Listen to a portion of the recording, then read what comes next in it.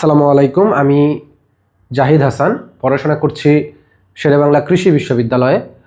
আজকে আমরা 9-10-এর অর্থাৎ মাধ্যমিক লেভেলের তোমাদের কেমিস্ট্রি বইয়ের থার্ড চ্যাপ্টার, যেটা হচ্ছে পদার্থের গঠন, এই চ্যাপ্টার নিয়ে পড়াশোনা করব। তোমাদের এই চ্যাপ্টারটা তোমাদের খুবই বেসিক লেভেলের একটা চ্যাপ্টার, যেটা তোমার কেমিস্ট্রি রান করার জন্য এবং আগানোর জন্য খুব বেশি ইম্পর্টেন্ট। অর্থাৎ এই চ্যাপ্টার স্কিপ করে তুমি কেমিস্ট্রি আসলে বুঝতে পারবে না। তাই সবাই খুব দ্রুতই আমরা বসে মনোযোগ সহকারে ক্লাসটা করি। আশা করি তোমরা উপকৃত হবা। তো পদার্থের গঠনের প্রথমেই আমাদের জানতে হবে পদার্থ কয় প্রকার। তো পদার্থকে আমরা দুইটা ভাগে ভাগ করতে পারি। একটা হচ্ছে মৌলিক পদার্থ,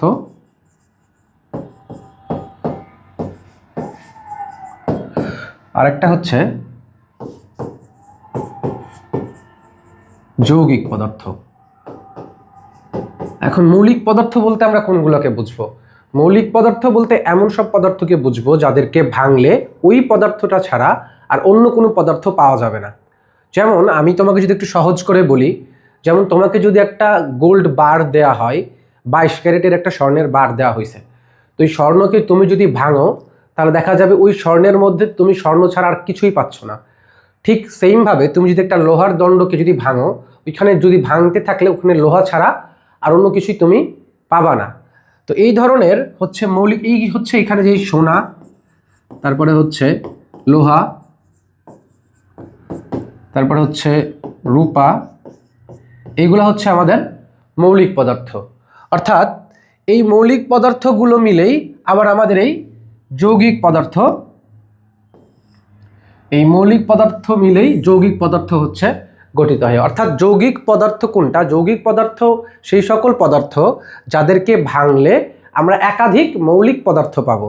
যেমন আমি যদি পানির সংকেতের দিকে দেখি, পানির সংকেত হচ্ছে H2O, অর্থাৎ এটা একটা পানির অণু। অর্থাৎ পানির অণুতে আমরা দেখতে পাচ্ছি দুইটা মৌলিক পদার্থ, এখানে দুইটা হাইড্রোজেন আর একটা অক্সিজেন। অর্থাৎ আমরা দুইটা হাইড্রোজেন এবং একটা অক্সিজেনে আমরা পানির অণুটাকে ভাঙতে পারতেছি। অর্থাৎ এখানে আমি একাধিক মৌলিক পদার্থ পাচ্ছি, এই জন্য পানি এখানে হচ্ছে একটা যৌগিক পদার্থ। এবং আমরা যে মৌলিক পদার্থগুলো জানলাম, এই মৌলিক পদার্থ এখন পর্যন্ত মৌলিক পদার্থ আবিষ্কৃত হয়েছে 118টি আবিষ্কৃত।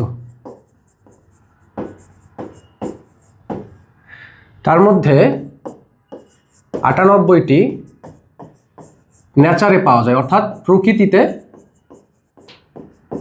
পাওয়া যায়। এই ইনফরমেশনগুলো তোমাদের এমসিকিউর জন্য গুরুত্বপূর্ণ।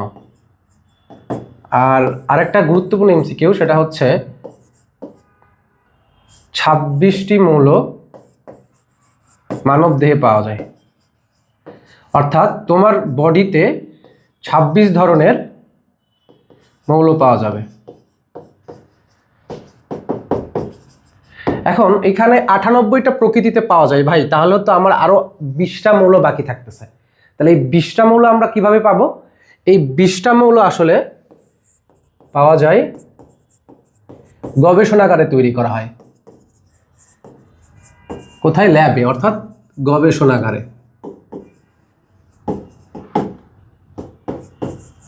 অর্থাৎ গবেষণাগারে এই 20টা মৌল তৈরি হয়।